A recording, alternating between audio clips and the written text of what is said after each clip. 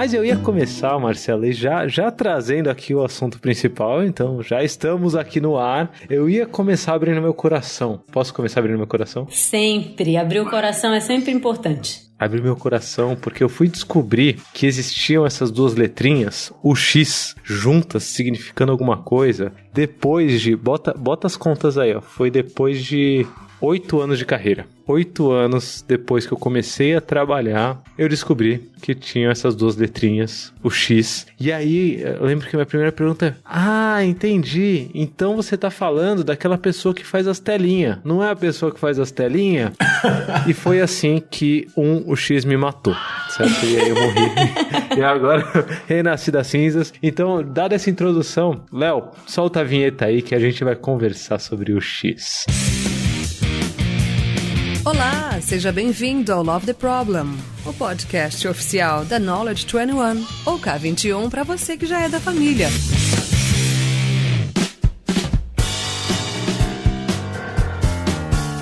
Fala galera, a gente tá aqui mais um episódio do Love the Problem. Vocês já começaram aí talvez ouvindo minhas angústias da vida, né? Meus problemas da vida e as cagadas que eu devo ter feito pelo mundo aí por não conhecer desse assunto que a gente veio falar aqui hoje, que é o X, User Experience, experiência do consumidor, do cliente, do usuário. Não sei, me ajuda aí porque eu tô hoje com duas pessoas. Eu sempre falo que é especial porque é verdade. Esse é um dos critérios pra estar no Love the Problem, ser especial. Então eu tô aqui com duas pessoas especiais e mais especiais ainda porque é só esse mundo louco remoto que nos permite estar aqui juntos, porque temos aqui diretamente de Lille, ele já é quase de casa, né, porque gravou aqui Love the Problem lá nos primórdios, lá no comecinho, agilidade na França, junto com o Guit, como que funciona esse rolê todo. Estamos aqui com Thiago Rosa. Fala, Thiago. Salve, salve, salve, amigos ouvintes, é um prazer inenarrável estar aqui novamente com as senhoras e os senhores e com o vosso querido Lula. Aí, ó, cá estamos, olha que carinho. Vocês não lembram do Thiago, vocês não sabem quem é Thiago, volta lá no segundo episódio. O Thiago conta toda a trajetória dele, quando ele saiu de navio daqui do Brasil pra ir até a França. Já pensou? Zoeira, ele foi de avião. Mas o Thiago tá trabalhando na França. Thiago, você ainda se define como UX designer, ou você é agora Agile Coach ou Agile Expert? O que você é, Thiago? Conta aí pra mim. Além de um cara gente boa, né? Obrigado. Eu por um tempo na minha carreira eu tive um certo problema com isso, né? Mas hoje eu falo que eu sou um designer, cara. Eu sou um designer que manja de porra nenhuma, não, brincadeira. Eu sou um designer que... eu sou um designer que trabalha com solução de problema, cara, e tomada de decisão. Que lindo. E aí eu tento fazer isso em ciclos curtos e sempre tentando impactar não só o business, mas também a vida de alguém. Que demais. É demais porque eu me sinto mais confortável, Thiago, porque nos últimos tempos eu tenho me apresentado como alguém que desenvolve software. E ponto. Assim, pô, o que você faz? Eu desenvolvo software e às vezes eu ainda ouso e vou além e desenvolvo pessoas e organizações também, hein? Ousadia e alegria. Mas estamos aqui então com o Thiago diretamente de Lille, na França. Saudades, Lille. Em 2035 eu volto aí, Thiago. Quando o brasileiro puder sair daqui, eu volto, eu juro. Calma, gente, brincadeira. Eu vou aí pra gente tomar um café junto, né? Será? Brincadeira, gente, brincadeira. Já vai acabar, já tá acabando. Essa pandemia toda vai passar. 2020 pra ficar eternizado aqui no Love the Problem. Porque temos junto conosco aqui alguém especial também. Porque o Thiago, quando ele sugeriu esse tema de UX, eu dei pra ele os critérios. Eu falei, Thiago, seguinte, eu quero uma mulher foda no episódio e que seja querida, certo? Então esses são os critérios. Se vira aí, temos um mundo inteiro de possibilidades. Um mundo lusófono, né? Um mundo que fala em português, é claro. Então temos aqui conosco Marcela Coutinho. Oi, Marcela. Oi, nossa, que honra com esses critérios. Tô muito feliz de participar. Acho que vai ser super legal. Tô muito honrada de estar aqui, trocando essa ideia com vocês. Amo falar sobre isso. Sou aquela pessoa que gosta de ficar falando sobre essas coisas e fala até quando não... Tipo, vamos falar de outra coisa, mas também gosto de falar, sabe? Chega. Não, vamos falar sobre o Coringão. Não. UX. Precisamos falar sobre o cliente, né? Porque assim, no fim das contas, design é pra resolver problema. Designer gosta de problema. Então, o Coringão também tem problema, então, entendeu? Aí, ó, tem problema e resolve o problema de alguém, tá tudo conectado. Isso, exatamente. Por falar nisso, Marcela, hoje você também se apresenta como designer. Se eu abrir seu LinkedIn, o que vai estar escrito lá, Marcela? No meu LinkedIn tá Product Designer. Product Designer. Isso. Aqui. Tá vendo, Thiago? Mais uma palavra pra adicionar aí, ó. Além de designer, ó. Product Designer. Mas então, né? A gente sabe que tem um monte de definições e tal, mas eu super concordo com o Thiago, né? A gente é designer, que gosta de problema, que quer ajudar alguém, que quer trazer uma necessidade, conectar com um negócio e fazer as coisas rolarem. Basicamente é isso. Sensacional. Eu demorei muito tempo pra ter designers me acompanhando na vida, viu? Pra pensar em problema, mas hoje a gente grava o Love the Problem, né? Então, acho que eu tô tomando jeito, tá vendo? Ó, orgulho. Mãe, olha só, tô tomando jeito, tá vendo só? Hoje você tá trabalhando... Eu lembro, assim, quando fala Marcela Coutinho e tal, eu lembro de alguma coisa que talvez empresas grandes do Brasil, mas onde você tá hoje, Marcela? Hoje eu trabalho numa plataforma de ofertas aqui na Alemanha, é uma plataforma global. E é isso, a gente trabalha, essa plataforma é para 25 milhões de clientes, de usuários. Paulada. É muito interessante. E, assim, é um desafio que você tem que fazer uma coisa global, mas, ao mesmo tempo, você tem que pensar nas necessidades de cada país, né? Então, como é que você entende as necessidades do usuário da França, do usuário da Alemanha, do usuário do Brasil, do usuário... Então, é onde eu estou trabalhando hoje, chama Pepper, que é a marca mãe, e as plataformas têm uns nomes diferentes de cada país. Sensacional. Isso, sensacional. E antes, quando eu estava no Brasil, eu trabalhava no Itaú, coordenava o time de design lá do Itaú, que é uma galera, né, que é super boa e, enfim, toda a complexidade que tem no banco, mas um time muito bom, assim, muitas áreas trabalhando juntos e eu gosto de impacto, né? Essas coisas que quando tem muita gente, aí eu falo, eu quero fazer isso. Escala, né? Se não for pra mais de 1 milhão, nem me chama, porque o desafio é pequeno, não topo. É engraçado que eu acho que você é a segunda participante do Love the Problem que vem da Alemanha, brasileira na Alemanha. Ah, é? Então, o que me mostra que estamos perdendo talentos pro mundo aí, ó. Mundo, para de roubar nossos talentos, mantenha-se no Brasil. Aqui no Brasil também, não, vamos falar do que importa, vamos falar. Então, né, eu ia emendar aqui, mas eu fiquei quieto. Vamos falar sobre os problemas, vamos restringir nosso escopo aqui aos problemas que o UX resolve. Então eu já vou começar com a pergunta padrão aqui do Love the Problem. Se a gente tá aqui pra amar o problema, o que eu quero saber é que problema UX resolve?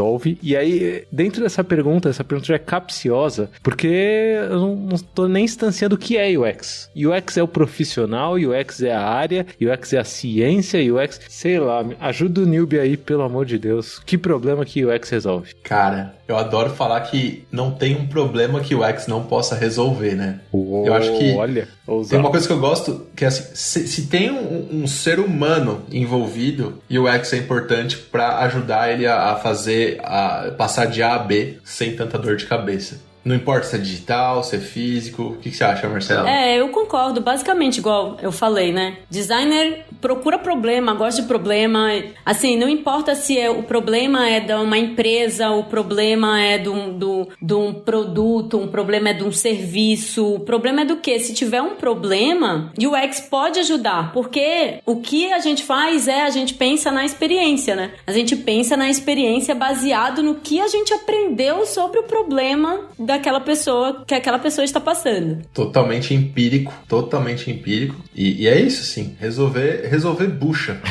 Que é engraçado, né? Porque você aí, como um desenvolvedor, como programador, tem a mesma paixão de resolver problema. Deveria, né, Thiago? Talvez deveria ter, porque eu já comecei aqui falando, né? Comecei falando que durante algum tempo talvez eu era só um tradutor de coisas do mundo real para o mundo virtual, né? Talvez eu era só um codificador, um datilógrafo de código, como diz Charles aí, que gravou o episódio com a gente sobre inovação. Charlito, um abraço, meu brode. Aí, ó, já ganhou um abraço do Thiago, bons tempos aí, ó, Leroy, todo mundo junto. Mas eu era talvez um code monkey, né? né, durante muito tempo da minha vida. E quando vocês falam sobre chegar do ponto A até o ponto B, sem tantos problemas, né, ou com menos problemas, porque teve o apoio de alguém que investigou esses problemas e se propôs a resolver, eu penso que eu nem sabia onde era o B, tá ligado? Tipo, provavelmente alguém pensou nisso, não sei nem quem era na época, não conheci no meu comecinho de carreira, né, não sei nem quem pensava em quais problemas a gente ia resolver. O problema não chegava pra mim, o que chegava era só, assim,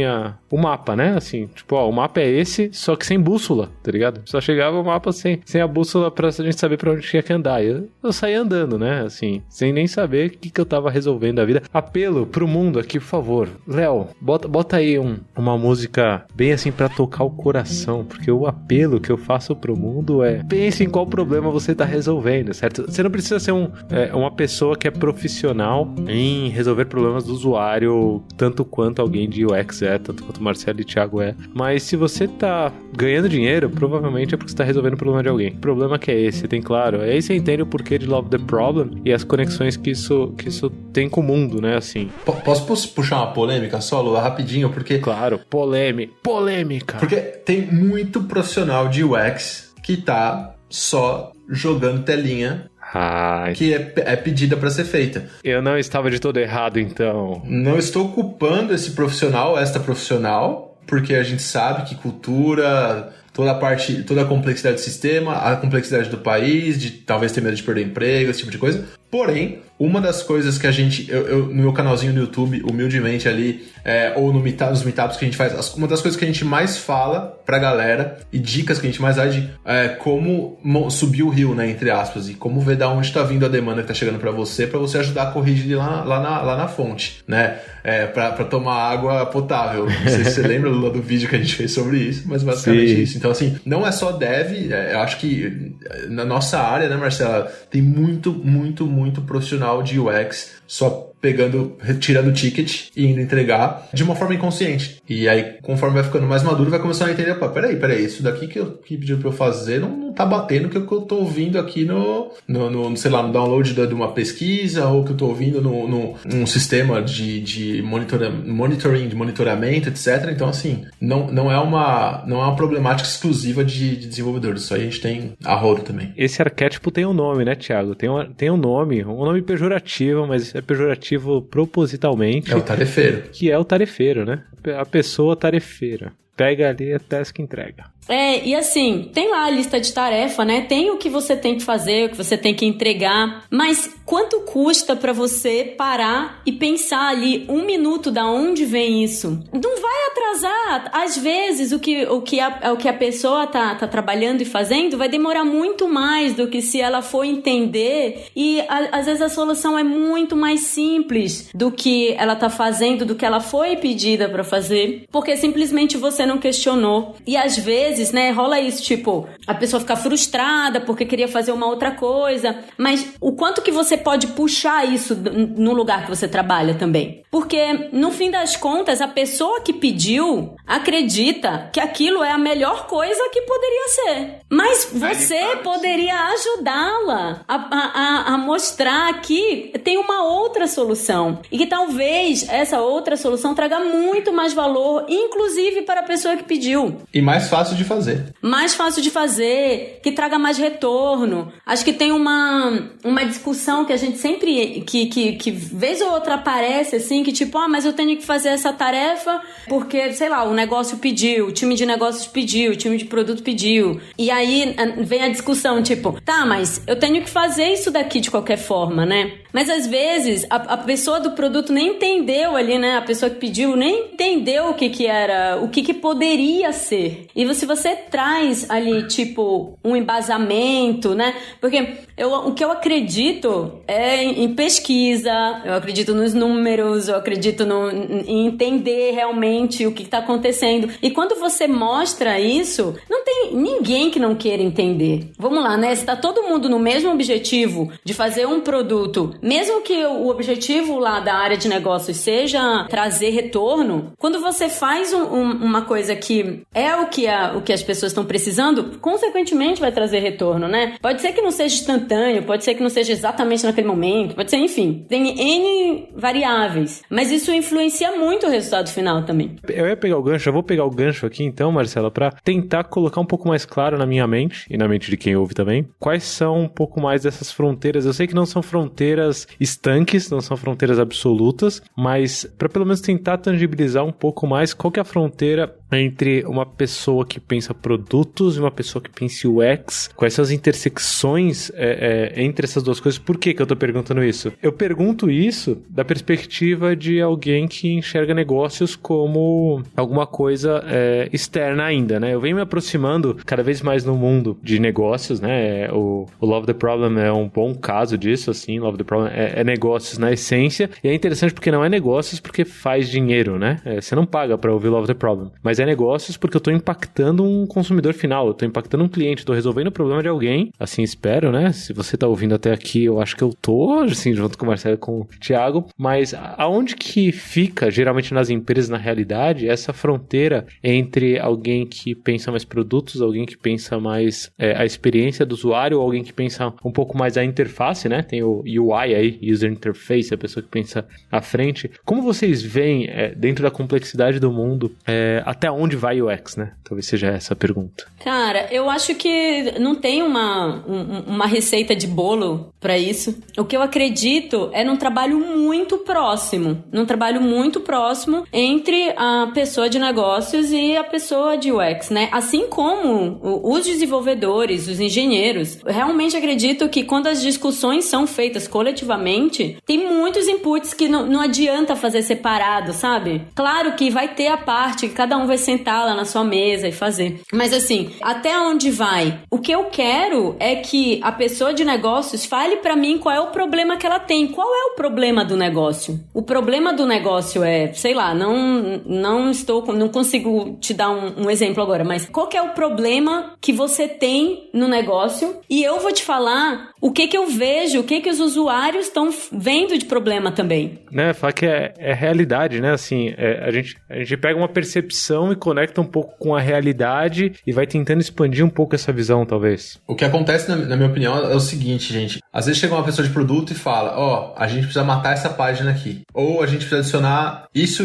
nessa página aqui. E aí, como normalmente produto, hierarquicamente, está acima de tudo, a pessoa de produto às vezes pensa que ela tem que chegar para um profissional de UX já com a solução, porque, não, já tenho que falar o que eu quero aqui exatamente, porque senão eu vou parecer um idiota. E a pessoa de UX espera que chegue um problema. Então, assim, como eu enxergo que essa barreira não é nem barreira de atividade, de responsabilidade, de missão e tal. Eu acho que é mais uma barreira comportamental, onde tem um pouco de ego, tem um pouco de cultura aí da pessoa, de cada pessoa, mas pelo menos eu vejo muito isso. E que quando a gente põe só uma perguntinha, o profissional de UX, e eu gosto de falar que é responsabilidade do profissional de UX se colocar com essa postura, porque o principal princípio dentro de UX é empatia. Então, e a gente várias vezes a gente fala de pegue a empatia que você tem com os usuários do produto ou serviço que você tem e aplique para entender a sua organização e as coisas que acontecem na sua organização. E aí, quando a simples pergunta seja, por que a gente tem que fazer isso? Ou qual o problema que a gente está tentando resolver?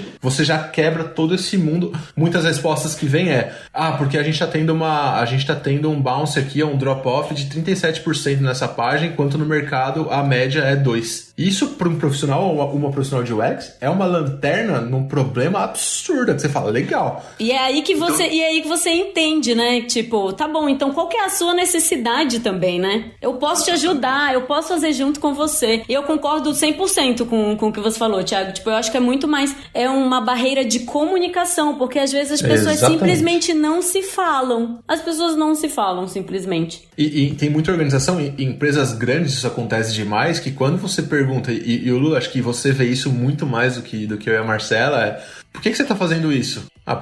Porque me pediram. Minha chefe mandou. Mas quem pediu? Tá aqui no backlog, eu tenho que fazer.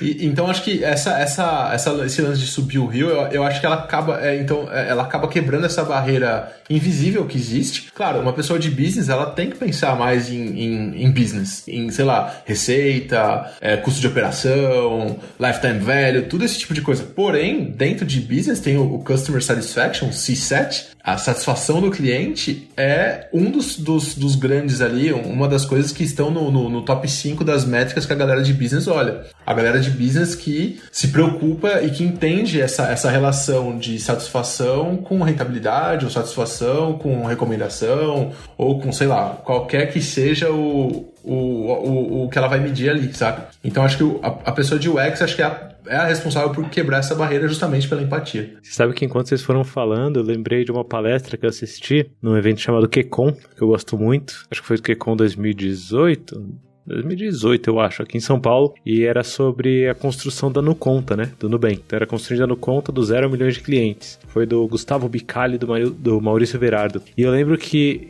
em alguns dos slides deles, tinha o comecinho da NuConta, tipo, uma galera numa sala, assim. E dentro desses perfis tinha a galera de engenharia, né, que foi quem deu essa palestra, o Maurício e o Bicalli, mas tinha também a galera de UX, tinha a galera de produtos, tinha a galera que entendia mais de mercado ainda, né, que estava entendendo o posicionamento de mercado e tal. E essa mágica, eu acho que extrapola essas fronteiras até de métodos, frameworks, coisas do tipo, né? Porque é muito fácil, talvez, a gente tentar conectar um método, um framework, a um papel, ou a duas letrinhas ali, né? E achar que é isso. Então, por exemplo, Design Thinking, né? Que é um negócio que tá aí.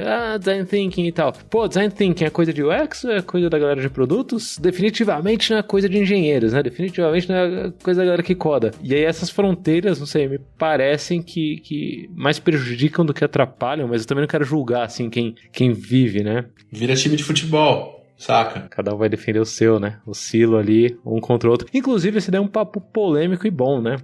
Time de design, o time de UX, o time que pega só essa parte.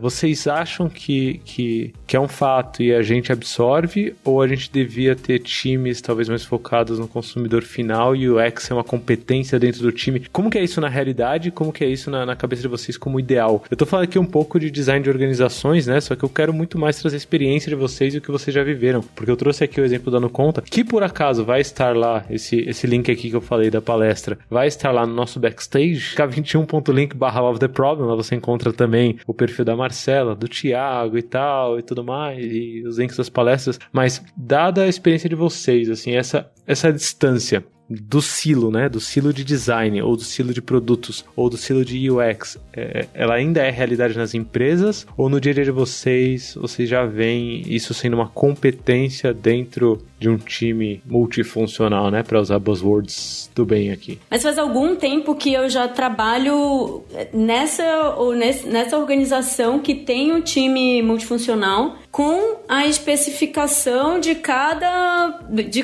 profissional. Então, assim, você tem o jeito de ficar mais forte, né, na sua área, mas você trabalha com um time multifuncional. Pro meu dia a dia, o que eu acredito, já que o insight de cada especialidade é tão importante, eu realmente acredito não acho que enfim, tem X modelos, que eu acredito na comunicação entre as pessoas. Eu realmente acredito que conversar com o desenvolvedor no começo, que trocar muito com o PM é muito importante. Então eu realmente acho que esta forma de trabalhar, quando você traz todo mundo, né, funciona bem. Claro que tem algumas empresas que fazem os pools de design ou de engenharia, tal, não sei o quê, que, enfim, nunca participei dessa maneira que está sendo estruturado agora, mas acredito que para isso funcionar tem que ter uma comunicação muito forte, assim, sabe? Porque, no fim das contas, o produto ele não é construído por um profissional só, né? Por uma especialidade só. E as pessoas têm que entender muito bem, porque igual pegando o gancho de que você falou, que no começo eu demorei muito para saber o que o UX fazia, ou o que era isso e tudo mais. É muito importante que o desenvolvedor entenda por que você está propondo aquilo. Porque ele traz soluções muito melhores. Tipo, eu discuto muito com com o desenvolvedor, sabe? Tipo, eu falo, vem aqui, ó, tô pensando nisso daqui, e tem soluções que são muito mais fáceis, melhores e tudo mais, porque são apenas visões diferentes que se completam, assim. Eu gosto muito disso que você tá falando, Marcela, porque a gente, na Leroy lá, quando a gente tava no Brasil ainda, a gente chegou num ponto onde, numa Tech Talk de sexta-feira, se eu não me engano, eu não vou falar o nome do dev agora, pra não errar e não cometer injustiça, mas ele fez uma apresentação sobre UX. Pra mim foi, porra, foda, é isso, sabe? É por isso que a gente trabalha. E quando a gente pega também toda a literatura aí, falando de Lean Kanban, etc., se uma pessoa que não é expert em alguma coisa ajudar com a especialidade da outra pessoa, ao invés de começar uma coisa nova, por menos capaz que ela seja nisso, vocês ainda vão terminar mais rápido do que se cada um tivesse indo fazer o seu, isolado. Então eu acho que isso eu concordo demais com isso. Eu acho que tá ficando super normal essa forma de fazer as coisas. É uma coisa positiva que veio de uma coisa que eu não acho tão legal, que é o modelo Spotify, mas no modelo Spotify você vê ali que no time tem um designer, sabe? Então talvez isso esteja sendo adotado sem a lucidez completa do porquê, e tá sendo mais porque não, a Spotify fez, eu vou fazer também. Mas tem os seus benefícios, né? E aí acho que com o tempo e um pouquinho de maturidade, os times vão entender que o modelo Spotify funciona pra Spotify, saca? Mas isso é outro episódio, eu acho, mas eu acho que é isso, exatamente. Tipo, às vezes as empresas copiam esse modelo, mas esse modelo ele foi feito para aquela empresa, né? E o modelo nem funcionou tão bem assim lá dentro, enfim, tem um monte de coisas, porque faz parte do aprendizado as coisas às vezes não funcionarem. E como é que você faz como é que você itera sobre isso, né? Porque a gente tá aqui, por que funcionou, ou talvez não funcionou para Spotify, que a gente tava falando, o que é funcionar, né? É por isso que é diferente em cada uma da organização. O que é funcionar? O que é dar certo? O que é dar errado? Qual que é o problema que a gente tá resolvendo? E acho que é aí que reconecta tudo, assim. Porque, assim, no fim das contas, acho que esse modelo que você coloca todo mundo é um modelo que só beneficia a comunicação. É um modelo para as pessoas falarem mais. Os modelos de agilidade também, no meu entendimento, são para as pessoas se conectarem mais. Por que elas se falam todos os dias? Por que tem todo dia uma reunião, mesmo que você ache chato e que você não quer fazer? Qual que é o valor daquilo? O valor daquilo não é você prestar conta de nada. O valor daquilo é você entender qual que é o problema que a pessoa teve no dia anterior, o que ela fez, e que ponto que ela tá, aonde você pode ajudar, como que ela pode te ajudar. Então, eu acho que esse modelo do time multifuncional, junto com o modelo ágil, é um modelo de comunicação, que é só para que as pessoas consigam se conectar mais e que elas consigam discutir. Porque, igual o Thiago falou, mesmo que elas façam separado, elas vão demorar muito mais tempo fazendo separado, né? Mesmo que a pessoa não tenha tanto conhecimento daquilo, ela ainda vai demorar mais fazendo separado do que ela discutindo e fazendo junto. Vocês sabem que a gente tava comentando aqui, o Thiago até mandou um abraço pro Charles, né? Eu tava comentando aqui que quando a gente gravou o episódio sobre inovação em grandes empresas, em grandes corporações, com a galera do Banco Carrefour, uma das frases que o Charles falou, eu tinha até comentado com vocês, mas eu não falei qual que foi a frase, né? Assim, mas uma das frases que o Charles falou foi que se você tem um squad, ele é para resolver o problema de algum consumidor da sua empresa. Assim, o foco é esse, e isso que deveria ser o pilar base do instanciamento de um squad, assim. Ele falou, não que o resto das áreas de apoio, não possam se organizar em times ou do jeito deles, mas não chama de squad porque não tem o consumidor ali como foco e tal, mas a gente tem um episódio, pra quem ainda não ouviu, fica aqui a dica, episódio, não lembro o número, mas com o Henrique Imbert, que trabalhou no Spotify, hoje trabalha no Magalu, 2020, né, não sei do futuro, mas acredito que talvez ainda esteja lá quando você ouvir esse podcast, mas a gente discute sobre squads e agilidade organizacional. Pra quem não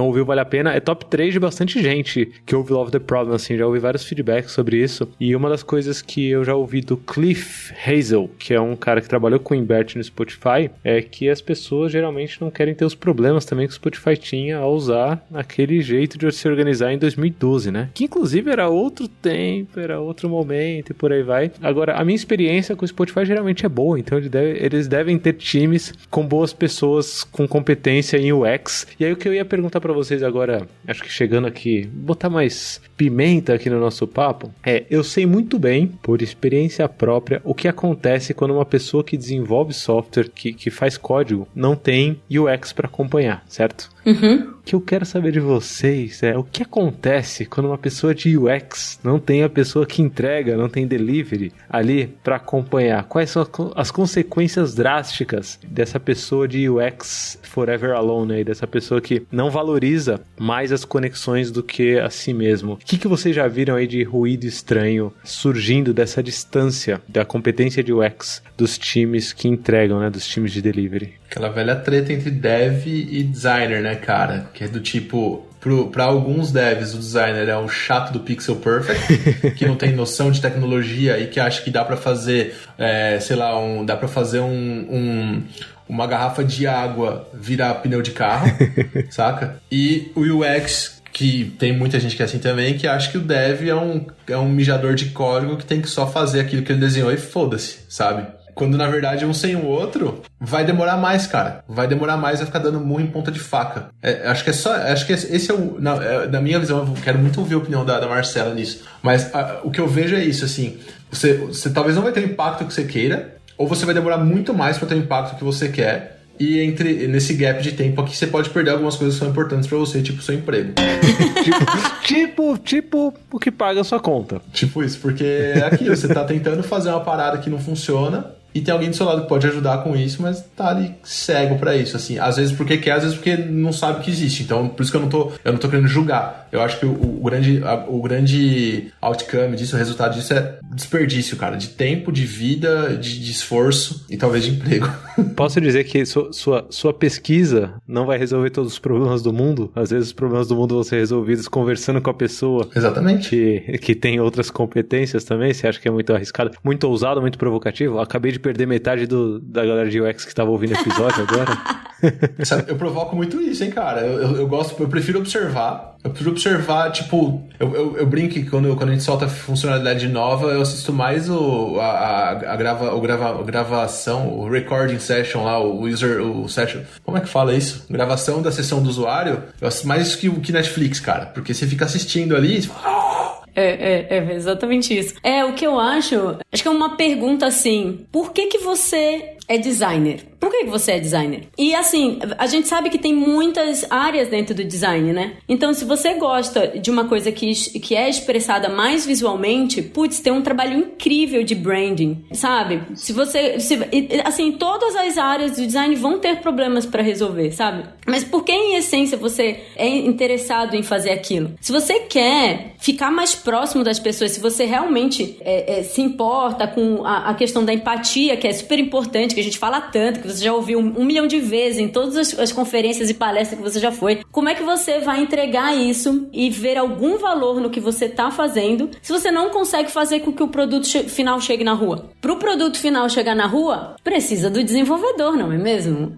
Olha só, né? Olha só. E o produto final conversado, né, feito junto, ele é muito... Não é só uma questão de eficiência da empresa, é que ele realmente fica melhor, né? Então é um jeito que você, assim, é o seu trabalho que você vai conseguir ver, assim, sabe? E é o trabalho da outra pessoa também, e tipo, isso é tão legal de fazer junto, que quando essas discussões começam a acontecer e ficam mais frequentes, o processo começa a ficar mais rápido, assim, sabe? E acho que você vai vendo toda aquela pesquisa que você fez, todo aquele protótipo que você pensou, você vai vendo aquilo tomar vida, assim, sabe? De uma maneira mais fluida, eu diria. Pesquisa que não chega na mão do consumidor no final, na forma tangível de um produto, de um serviço, é só perda de dinheiro, né? É só dinheiro queimando, assim. Então, esse insight que a Marcela trouxe aqui, junto com o comentário do Thiago, de a conexão talvez ser mais importante do que a parte em si, né? A conexão da galera que conhece de UX com a galera que vai desenvolver, vai botar a mão na massa, com a galera de produtos que tá pensando no mercado, que tá pensando no negócio. Essa conexão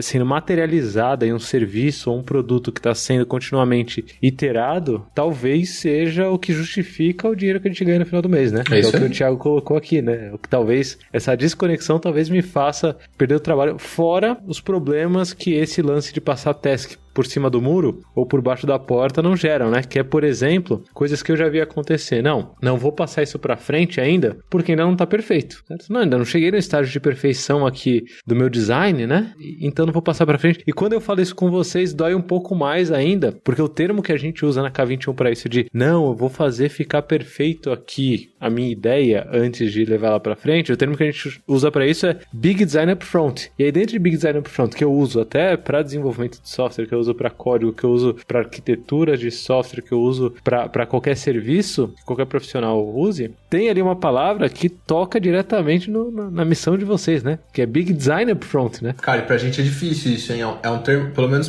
pra mim, foi um termo super difícil no começo. Eu não conhecia o BDUF, claro, mas antes, lá no comecinho da carreira, eu fazia assim, eu desenhava o projeto inteiro. Na época eu usava ainda o Photoshop, então assim, eu tinha tipo gigas e gigas de projeto no Photoshop guardado no meu computador. Que acontecia? Nunca ia pro ar inteiro, cara. Acho que todo mundo já passou por isso, assim, né? De uma forma ou de outra. É quando a gente vê que, né, que a gente consegue, quando você quebra e faz os ciclos muito mais rápidos, você consegue entregar o valor muito mais rápido, né? Isso não é besteira, né? Exato. Isso é real, assim, tipo, não precisa. Eu acho que, assim, o que, às vezes, acho que os steps que são pulados também, muitas vezes são os steps de basear o conceito ali, de basear a solução. Então, você tem tudo isso de você querer fazer perfeito, que vai demorar pra caramba, às vezes não vai entrar no ar, igual você tá falando, né, Thiago? E às vezes,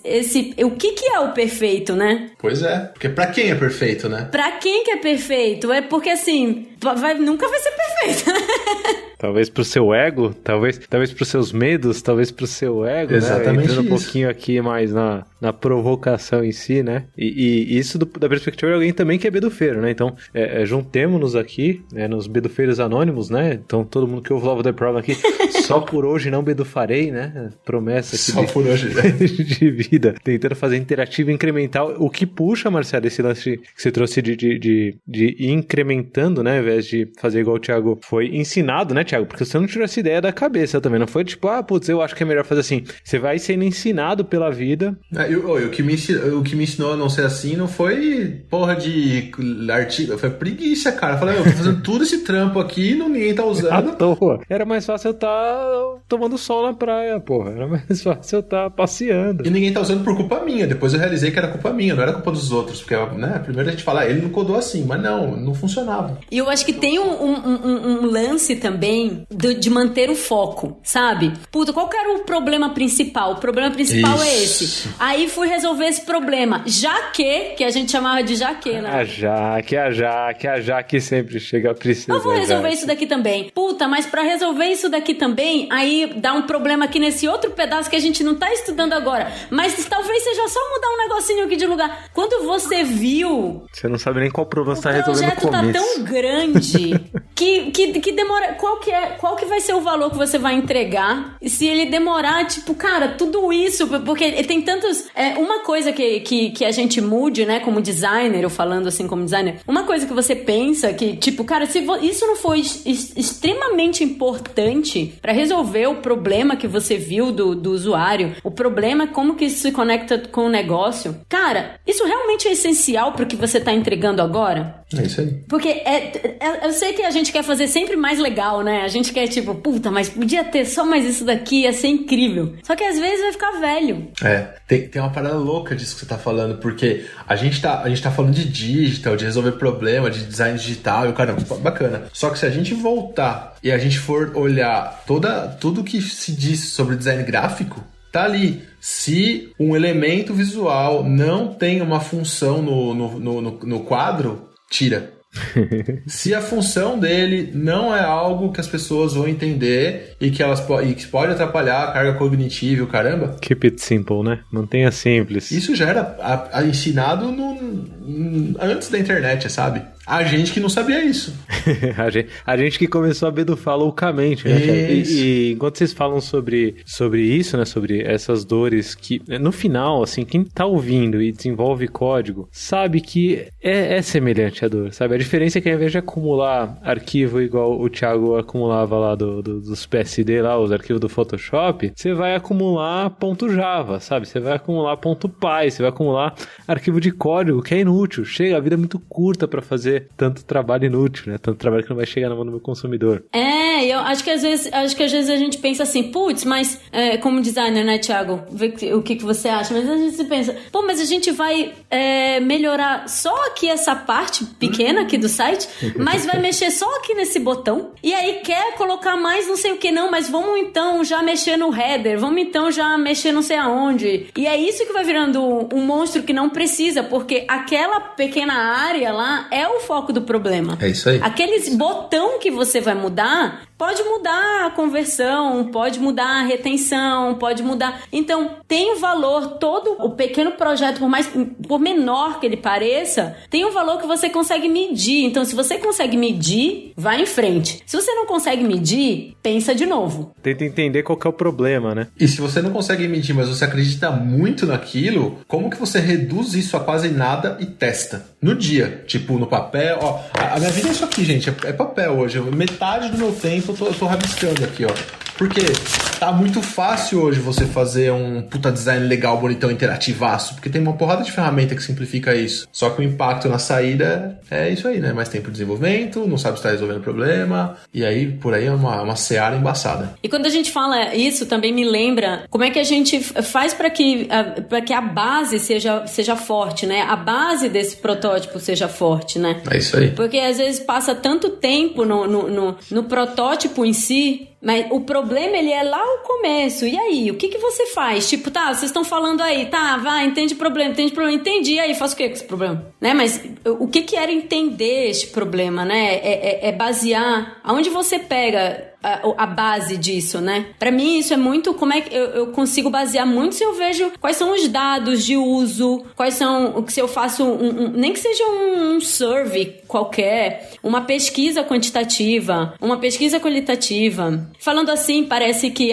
vai gastar super tempo na parte de pesquisa, mas isso é tão importante e não significa que você vai gastar muito tempo. Tem tanta ferramenta que você pode fazer rápido, assim, sabe? Pesquisa não é aquilo que você tem que ficar lá e aí dar uma volta, 6 meses. Cara, um survey é uma pesquisa. O jeito que você estrutura uma pergunta é um jeito de você pesquisar. Eu lembro que uma das primeiras vezes que eu vim aqui pra França, eu ainda tava fazendo meu último projeto no Brasil, que tinha relação e tal. E aí, quando eu tava aqui, um cara que tava pra me desafiar, né, na parte... a gente fez uma semana de prototipação de prototipagem aqui. E aí eu tinha alguns experts que vinham desafiar a gente e tal. E aí eu tava fazendo um projeto que era super complexo tecnicamente. Eu sabia disso, mas eu falava, não, tem que fazer assim. Aí um cara chegou e perguntou, né, falou, qual que é o problema do seu usuário? Ele quer informação nesse detalhe ou é você que quer fazer o projeto assim? Aí eu peguei e falei, cara, é uma boa pergunta. Aí, né, eu já tava um pouco mais evoluído, então eu não consigo controlar tanto com açúcar, mas meu ego eu já consigo controlar bastante. Então ele tava em casa, eu falei, cara, vou fazer uma pesquisa. E aí eu lembro que eu subi uma pesquisa, tava na França, eu subi uma pesquisa no site lá no Brasil, e eu falei, amanhã eu vou ter a resposta. Cara, no dia seguinte, como eu tinha acesso pra caramba no site, no dia seguinte eu tinha a resposta pra pergunta. É exatamente o que a Marcela falou, é a forma que você vai estruturar a sua pesquisa também, pra você não induzir a resposta, enfim, tem uma porrada de técnica interessante aí. Mas eu fiz uma pesquisinha ali, é uma pesquisinha quantitativa totalmente, então eu elaborei as perguntas de uma forma que quando eu chegasse ao resultado, eu ia saber ali, tá, é isso a resposta. Fiz um cálculo ali de significação quantitativa pra saber que aquela amostra de pessoas estava me dando uma informação precisa, o suficiente. Estatística, basicamente estatística, saber quão certo a gente tá e quanto isso pode mostrar. Fiz o calculinho ali e falei, pô, beleza, eu preciso de 1.200 respostas. Deixei rodando, cara. No dia seguinte tava lá as 1.200 respostas. Olhei o que deu. Deixei ali um campo aberto para quem quisesse aprofundar. Li ali, tomei minha decisão. Passou uma semana, o meu protótipo estava no ar, já com o cliente usando. Passou um mês, estava rolloutada para o Brasil todo, só por conta de uma pesquisa com 2 perguntas que eu elaborei depois de algum trigger que um cara que não estava vendo o projeto me desafiou. Você sabe que quando eu ouço vocês falando tudo isso, esse lance de distância entre as competências que a gente tanto condenou aqui, né, que tanto é prejudicial e trazem consequências drásticas para o consumidor final, ele tá começando a acontecer, Thiago, e aí eu vou chegar aqui no final do episódio já com um gostinho aqui de polêmica para cada um refletir enquanto ouve. Mas ele tá começando a acontecer, inclusive com a própria agilidade sendo desvirtuada. Então, a pessoa de agilidade tá começando a se isolar dentro da sua própria competência. Aí fudeu. E aí começa a ferrar o conceito em si, porque no final a agilidade é tudo isso que a gente tá falando aqui, certo? No final, quando a gente fala da Princesa Jaque, por exemplo, o Thiago falou da Princesa Jaque, quando a Marcela falou, Jaque tá fazendo isso daqui, vai fazer, que é a disfunção que a Marcela trouxe aqui, que comumente acontece em design, a Princesa Jaque, ela tá lá acho que no terceiro episódio do Love the Problem, se eu não me engano, que é o portfólio ágil Castelo de Mentiras, certo? Tá lá, é um dos elementos do Castelo de Mentiras, é a Princesa Jaque, e isso faz parte da vida do designer. Então, a pessoa de agilidade também, que se isola dentro de processo, dentro de método, dentro de framework, e não se conecta com o resto da organização, ela tá correndo os mesmos riscos que a pessoa de design que se enrola, que a pessoa de design que se isola, né? A pessoa de design que não olha, e talvez, Thiago, esteja alimentando o próprio ego, né? Eu queria deixar essa provocaçãozinha, porque no final, o que a gente tá falando desde o começo aqui do episódio é a agilidade na sua essência, na sua forma plena, né? Então, quando você fala sobre subir o rio, por exemplo, né? Chegar mais perto da fonte das ideias, chegar mais perto do upstream, você tá se referindo à imagem que a gente da K21 chama de True Agile, né? Que por acaso vai estar lá no nosso backstage, k21.link/Love the Problem. Se você não conhece a imagem, entra lá que vai estar lá, True Agile, e a conexão entre as partes, muito do episódio de pensamento sistêmico aí, pra quem não ouviu, também fica a dica aí, pensamento sistêmico, mas a ideia de conexão entre as partes, que a Marcela trouxe fortemente aqui, ser sobre comunicação, né, ser sobre a gente junto tentando resolver um problema, é no final a essência da agilidade. Então, a pergunta que eu ia fazer já tá respondida, porque a pergunta que eu ia fazer aqui, antes da pergunta final, calma que ainda tem a pergunta final, mas antes da pergunta final, a pergunta que eu ia fazer é, e aí, esse lance de UX funciona com métodos ágeis? Gente, se você não se ligou, volta aí do começo do episódio, ouve de novo, com essa visão, com esse prisma, porque o que a gente tá falando aqui é sobre métodos ágeis, a gente tá falando sobre agilidade, no fim, desde o começo desse episódio. Mas a pergunta que eu ia fazer, que não quer calar, que rufem os tambores. Atenção, a pergunta pela qual eu e Marcelo estamos esperando a resposta há 1 hora aqui, e Thiago ficou na incumbência de dar essa resposta. A pergunta é, Thiago, mas e se eu não tenho alguém com essa competência de UX, de User Experience, experiência do usuário, dentro do meu time hoje? Se eu não tenho dentro da minha empresa alguém com essa competência, o que eu faço, Thiago? Sento e choro? Desisto? Não. Viro a mesa e desisto da vida? Chega? Que isso? Vem cá, assim, ó, vou te contar. Aplica safe na sua não, brincadeira. Tá resolvido, cara. Não faça isso. Não faz isso não, porra. Zoeira, volta, é zoeira. Voltando à resposta, continua ouvindo, por favor, era zoeira. Era muito zoeira, tipo, não aplica, mas enfim. Pra quem não entendeu a piada, só pra quem não entendeu a piada, não sei se é alguém que tá ouvindo, né? Safe é Scaled Agile Framework Enterprise. Se eu não me engano, é um método, entre aspas, método ágil em escala. Que te leva longe da agilidade. Entre aspas, porque é polêmico, isso dá todo um outro episódio que o Thiago já tá aí no páreo pra ser escalado pra esse episódio agora depois dessa, hein, Thiago? Gosto muito. Falar mal disso daí eu vou adorar. Ah, meu Deus do céu. Você que tá falando que é bedufeiro, Thiago, não sei, deixa pro episódio lá a gente discute, mas talvez esse não é o caminho pra você resolver sua falta de competência de UX. Qual é o caminho então, Thiago? Basicamente se você não tem um UX próximo trabalhando, você é o UX, saca?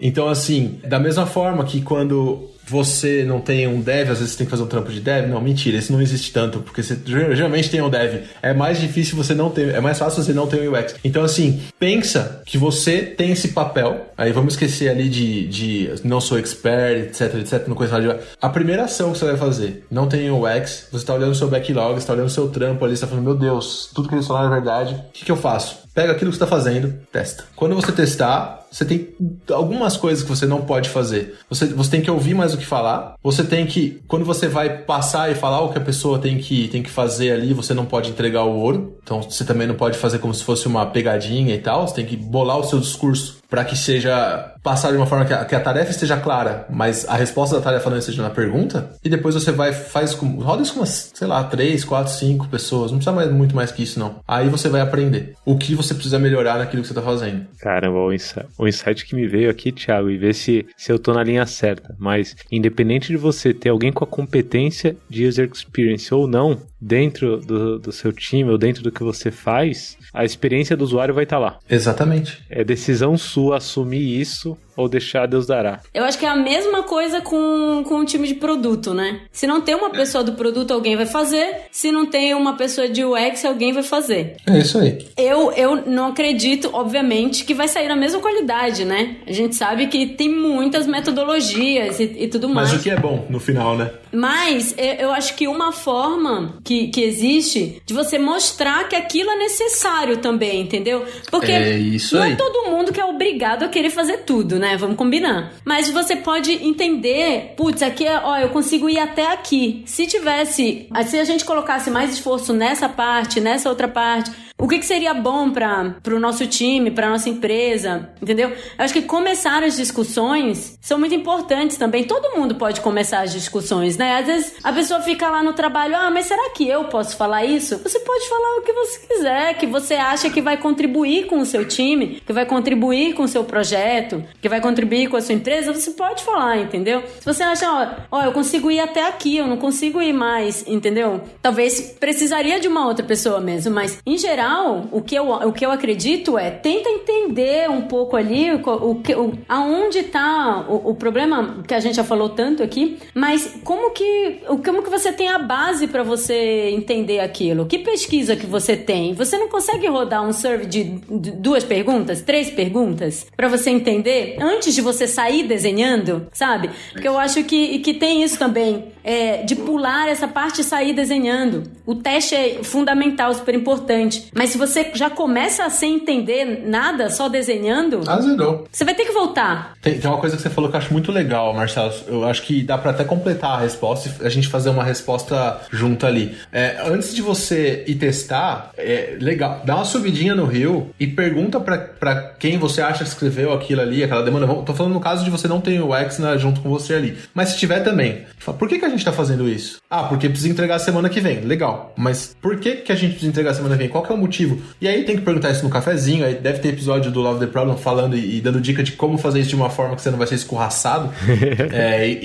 Mas justamente entende o porquê, aí você já sabe da onde você tá saindo e pra onde vocês querem ir. Você pega o que você tá fazendo e vai olhar, será que eu tô na boa direção ou não? Exatamente. E aonde você consegue basear, porque assim, o que você tem que tentar colocar, entender qual que é o sucesso do que você tá fazendo também.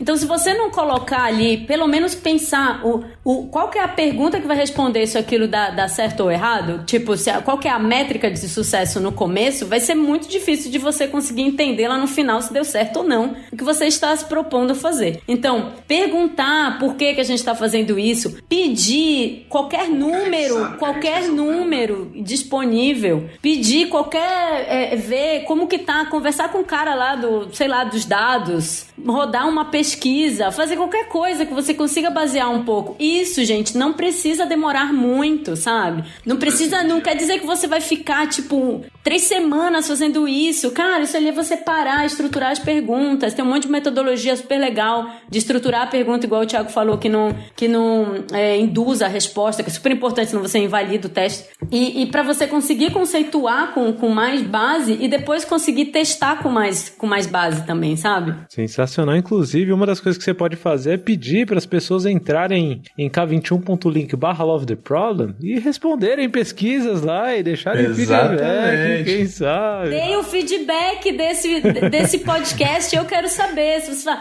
gente, vocês falam, não dão exemplo de nada. Pô, aí, entendeu? Aí daí a gente faz outro. Mais um para dar exemplo. Só exemplos de UX. Aí, a gente vai se adaptando e por aí vai. Mesmo você fazendo um trampo que não vai estar do mesmo nível de qualidade que um profissional ou uma profissional de UX vai fazer, uma coisa, já está feito, você já começou a abrir o olho disso na sua organização. Segundo, vai ser mais fácil para argumentar, que nem a Marcela já falou, porque hoje fazer tela bonita com material design, com carbon, qualquer um não faz, gente? Eu fico uma semana com a minha mãe ali, ela vai fazer uma tela bonita. Claro, não vai ser o mesmo nível de tela se a gente pegar um belo de um UI designer que vai trabalhar os ícones, vai pensar nos princípios da marca, vai colar com o guideline e tudo. Mas uma tela que o olho normal, vamos dizer assim, de um não designer, vai enxergar e falar assim, isso aqui é bem feito. Porém, se vai conseguir terminar a tarefa que tá ali pra fazer, ou seja, se vai conseguir chegar até o fim ali da tela de sucesso, ou se vai chegar no fim de uma interação, aí são outros 500. Então, aí a provocação de nem sempre o que é bonito é fácil de usar. Tá aí o campo minado, que todo mundo sabe jogar, e no Windows era feio pra caramba, mas todo mundo sabe jogar. Então é justamente isso, não pense que uma experiência boa se traduz num visual bonito, mas não pense também que um visual feio vai te dar a experiência que você tá precisando também, tá, gente? Então assim, pra equilibrar bem ali. Isso é um bom ponto do visual feio, né? Porque a gente fala, e assim, acho que a gente fala assim, sobre o visual, porque, na minha opinião, o visual tem um mega valor. O visual é o que no final das contas, o usuário vai ver. Mas o visual, ele é só uma parte, né? O visual, ele é só o resultado. Então, tem todo um caminho ali anterior, que é o que a gente tá falando aqui, de você tentar basear, de você fazer o protótipo e testar, pra você chegar ali no visual, né? E é exatamente, concordo 100%. Tipo, também um visual não vai entregar o que você tá querendo, né? Acho que o Thiago perguntou aqui, ele perguntou não, né? Ele colocou, talvez tenha um episódio do Love the Problem que te ajude nisso. Tem sim, Thiago, temos um episódio. Eu sabia. Episódio Produtos, Produteiras e Produteiros, em que Andressa Chiara, a grande Andressa Chiara, mestre sempre, produteira de mão cheia, deixou a frase de a sua estratégia, ela também abomina o vácuo, né? Assim, não decidir ter uma estratégia já é a decisão sobre sua estratégia, certo? Exatamente. Então, no final, assim, se você quiser amarrar as pontas e tentar entender como você traz um pouco mais da experiência do cliente para dentro do seu dia a dia, comece a entender também um pouco mais sobre estratégia, comece a entender um pouco mais sobre o seu produto, comece a entender um pouco mais sobre o seu consumidor e não ser alguém formado em design não é desculpa para isso, certo? Eu tô aqui no Love the Problem desde os primórdios fazendo isso, acontecendo junto com uma galera muito competente, é claro. Agradeço todo mundo aqui que faz o Love the Problem acontecer. Um beijo, Bia, Fernando, todo mundo que traz convidados aqui, todo mundo que participa, mas é uma decisão sua no final. Vou deixar esse pingo de reflexão. Thiago, Marcela, querem trazer alguma mensagem final aqui para ficar eternizada no Love the Problem, nesse grande episódio do Love the Problem, que todos os UX do mundo vão ouvir, porque as pessoas vão recomendar para todos os UX do mundo ouvirem, todos os designers do mundo ouvirem, que ouvem em português, né? Claro, porque tá em português. Alguma mensagem aí para ficar eternizada? Acho que a minha mensagem é: pare para entender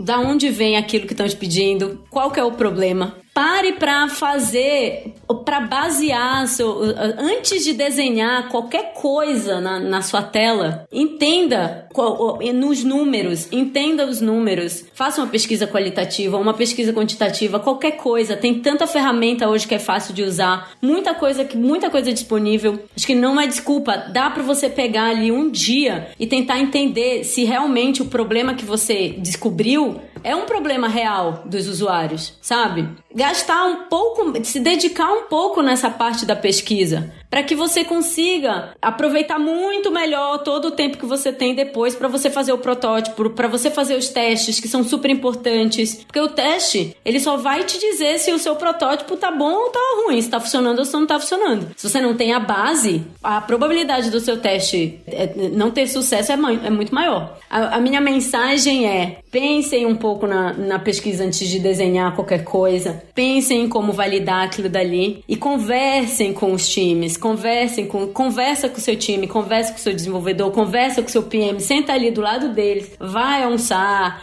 cria conexão, faz o seu network, é super importante. No final das contas, o trabalho é de todos vocês e é um puta de um orgulho quando sai na rua e todo mundo vai ficar feliz pra caramba, é demais.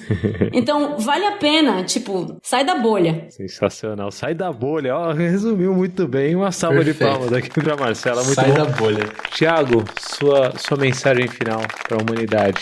Cara, eu gostei muito do que a Marcela falou. Eu vou falar a mesma coisa, só que com outras palavras, na real, tá, gente? Eu vou falar, pergunte, observe, e o tempo que você vai ficar fazendo vai ser muito melhor aproveitado. É muito gostoso você desenhar um negócio que você sabe que tá resolvendo um problema. Aliás, é muito gostoso você tá resolvendo um negócio que você tá desenhando um negócio que você acha que vai resolver um problema. E aí, por não ter certeza, você quer diminuir o seu risco. Então você vai testar isso rápido e você vai desenhar de novo. E você vai fazer isso de novo. E talvez no mesmo tempo que você demorava para fazer uma parada super completa, complexa, interativa, linda, você talvez vai fazer 5 mais simples. Talvez com o mesmo nível de qualidade visual, com o mesmo nível de qualidade interativa, porém com menos coisa ali, com menos coisa chamando a atenção e tal. Então pergunte, observe, e aí o que você tem ali desses dois, você bota na prática. Perguntar pro PM, perguntar pro user, perguntar pro dev, perguntar pro Agile Expert, pergunta pra todo mundo, gente. Sai perguntando.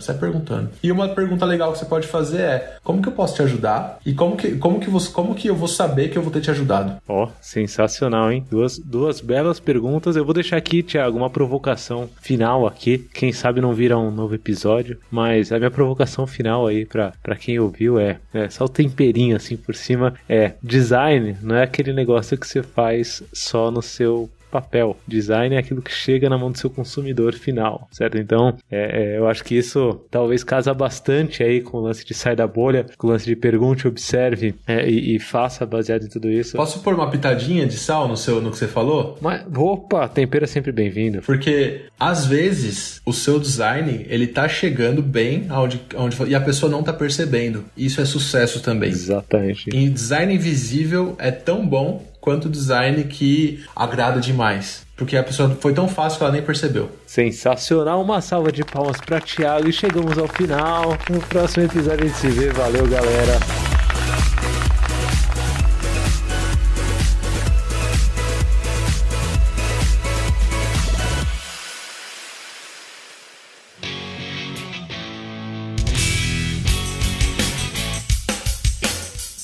Você acabou de ouvir mais um episódio do Love the Problem. Esse podcast chega até você com o apoio da Knowledge 21. Confira mais um K21.com.br.